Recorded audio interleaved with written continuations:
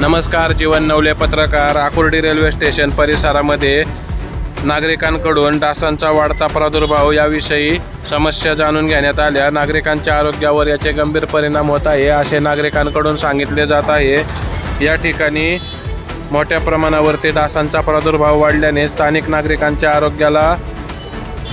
आरोग्याचा प्रश्न गंभीर बनलेला आहे. परिसरामध्ये डेंग्यू, मलेरिया इतर डासजन्य आजारांचा धोका वाढत असल्याची नागरिकांची तक्रार आहे. नागरिकांच्या म्हणण्यानुसार प्रशासनाकडून नियमित फॉगिंग, प्रतिबंधक औषध फवारणी किंवा धुरीकरण केले जात नसल्याने परिस्थिती दिवसेंदिवस अधिक गंभीर होत आहे व रुग्णांच्या संख्येमध्ये देखील वाढ होत आहे. या ठिकाणी स्थानिक नागरिकांनी विनंती केलेली आहे की प्रशासनाने तातडीने फॉगिंग, धुरीकरण आणि डास नियंत्रणासाठी प्रभावी उपाययोजना राबवाव्यात. अन्यथा नागरिकांच्या आरोग्याशी होणाऱ्या दुर्लक्षाची जबाबदारी संबंधित प्रशासनावर राहील अशी भावना परिसरातील नागरिकांनी व्यक्त केली. जीवन नवले, PM न्यूज नेटवर्क.